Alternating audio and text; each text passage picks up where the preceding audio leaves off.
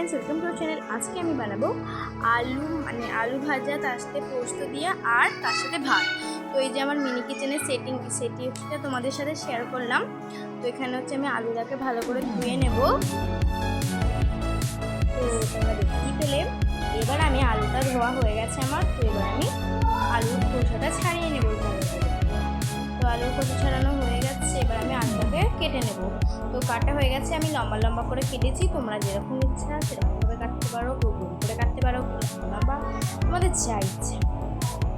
তো তারপরে আমি এখানে আলুগুলো বাটিতে মধ্যে রেখে দিয়েছি, আর সেটারই সঙ্গে থেকে আমার আলুগুলো তো পড়েই গেল। তো যাই হোক, তারপর আবার তুলে রেখে দিয়েছি আমি। এবার আমি কড়া বসিয়ে দিলাম আলু ভাজাটা ভাজার জন্য। কড়া দিয়ে এটার মধ্যে তেল দিয়ে দিলাম। তেলটা গরম হয়ে গেলে এবার এটার মধ্যে দিয়ে দেবো আমি আলু ভাজা, আলুগুলো দিয়ে দেবো ভাজা করার জন্য।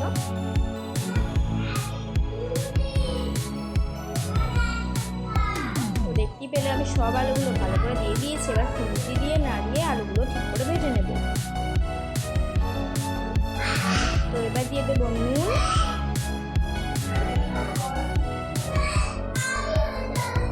দেওয়া হয়ে গেলে এবার আমি দিয়ে দেবো লঙ্কা গুঁড়ো।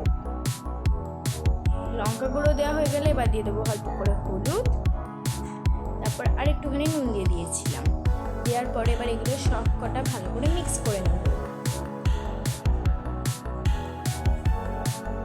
মিক্স করা শেষে আলুতে এবার আমি পোস্ত দিয়ে খুন্তি দিয়ে নাড়িয়ে দেবো।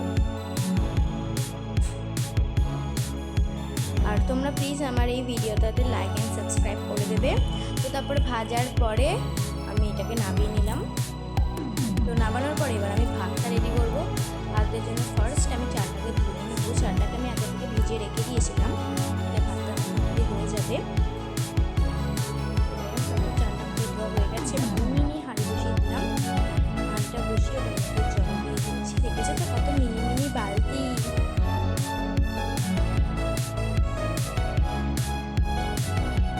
তো এবার হাঁড়ির মধ্যে আমি জল দিয়ে দিচ্ছি ভালো করে।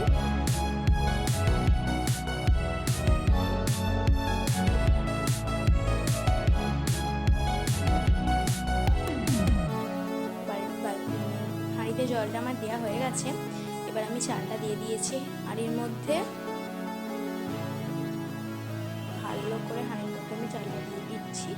ওখানে দিতে গিয়েও অল্প জল আমার সাইড থেকে পড়ে গেছে। চালটা দিয়ে আমি ঢাকা দিয়ে দিলাম। তো তারপরে এখানে হচ্ছে ভাতটা অল্প অল্প ফুটে গিয়েছিল, তো সেইটার ক্লিপটা নিয়ে নিলাম। তোমাদের ক্লিপটা নিলাম, তোমাদের সাথে শেয়ার করলাম।